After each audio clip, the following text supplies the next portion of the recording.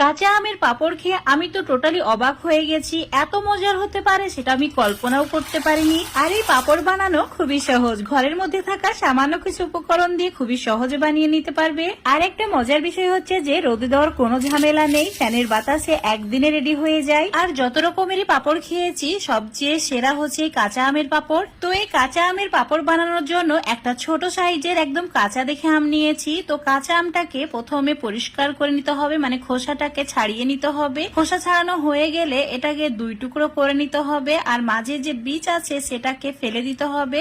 আর এরই সঙ্গে আমের যে শক্ত অংশ আছে সেটাও কেটে বাদ দিতে হবে। তারপর ছোট ছোট টুকরো করে নিতে হবে। এবার একটা কাপের মাপ করে 1 কাপ সাবুদানা নিতে হবে, আর এই সাবুদানা জলের মধ্যে দিয়ে ভিজিয়ে রেখে দিতে হবে 10 মিনিটের জন্য।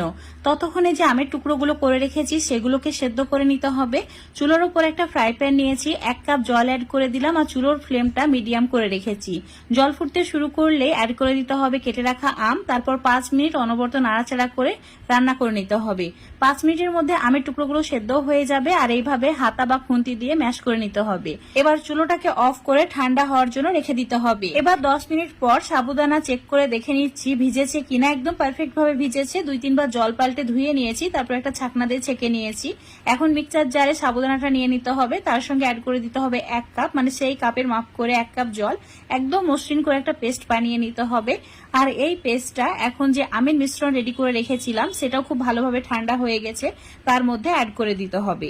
মানে সাবুদানার পেস্টটাই আমের মিশ্রণের মধ্যে অ্যাড করে দিয়ে ভালো করে মিশিয়ে নিতে হবে। এবার এর মধ্যে জল অ্যাড করতে হবে। তো যে কাপের মাপ করে সাবুদানা নিয়েছি ঠিক সেই কাপের মাপ করে 8 কাপ জল অ্যাড করতে হবে। এখানে 7 কাপ জল অ্যাড করেছি, আর আগে সাবুদানা পেস্ট করার সময় 1 কাপ জল অ্যাড করেছি, মানে এখানে টোটালে 8 কাপ জল অ্যাড করা হয়েছে। 1 চিমটি নুন দিয়ে দিতে হবে, তারপর ভালো করে সমস্ত কিছু মিশিয়ে নিতে হবে। মেশানো হয়ে গেলে মিশ্রণটা চুলোর উপর রেখে দিতে হবে মিডিয়াম ফ্লেমে, আর মিডিয়াম ফ্লেমে রেখে দিয়ে অনবরত নাড়াচাড়া করতে হবে। তা না হলে কড়াইয়ের নিচে লেগে যাবে আর মিশ্রণটা একদমই পারফেক্ট হবে না। তো অনবরত নাড়াচাড়া করে এখন তোমাদের আমি 10 মিনিট পর দেখাচ্ছি। দেখতেই পাচ্ছ এটা অনেক বেশি ঘন হয়ে গেছে। তো এইভাবে আরো 10 মিনিট মতো রান্না করে নিতে হবে। এখন টোটালে তোমাদের আমি 20 মিনিট পর দেখাচ্ছি, আর চুলোর ফ্লেমটা কিন্তু মিডিয়ামে রাখা আছে। এইভাবে যখন বুদবুদ শুরু হবে, মানে ফুটতে শুরু করবে, চুলোটাকে অফ করে দিয়ে এই মিশ্রণটা এবার ঠান্ডা করে নিতে হবে। তো এইভাবে একটু নাড়াচাড়া করে ঠান্ডা করে নিয়েছি। এবারে এর মধ্যে অল্প একটু ফ্লেভার অ্যাড করব, যেমন শুকনো লঙ্কা কুচি মানে চিলি ফ্লেক্স অ্যাড করেছি, তার সঙ্গে হাফ চামচ গোটা জিরে অ্যাড করেছি। আর যেহেতু আমরা এখানে কাঁচা আমের পাঁপড় বানাচ্ছি তাই রঙের জন্য অল্প একটু সবুজ ফুড কালারটা অ্যাড করেছি, মানে 3 ফোঁটা মতো। ভালো করে এবার মিশিয়ে নিতে হবে। মেশানো হয়ে গেলে একটা মোটা পলিথিন নিতে হবে, আর পলিথিনের মধ্যে এই মিশ্রণটা অল্প অল্প করে অ্যাড করতে হবে। তো খুব ভালো করে আমি মিশিয়ে নিয়েছি। দেখতে পাচ্ছ কালারটা খুব সুন্দর চলে এসেছে।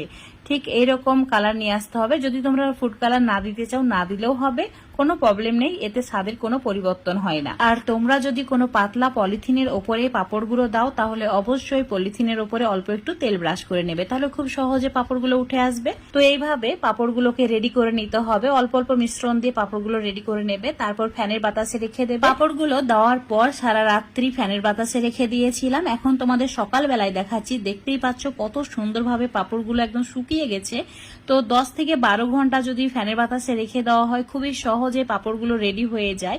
একদম ট্রান্সপারেন্ট হয়েছে, আঙুলগুলো দেখা যাচ্ছে, এতটাই পাতলা হয়েছে। এখন এই পাঁপড়গুলো ভেজে খাওয়ার জন্য একদমই পারফেক্ট। যদি তোমরা স্টোর করে রাখতে চাও 1 বছরেরও বেশি স্টোর করে রাখতে পারবে, কিন্তু হালকা একটু রোদে দিয়ে তারপর এয়ারটাইট কন্টেনারের মধ্যে ভরে রাখবে, তাহলে যখন বের করে ভাজবে ঠিক এইভাবেই ফুলে উঠবে আর একদমই পারফেক্ট ভাবে ভাজা হবে।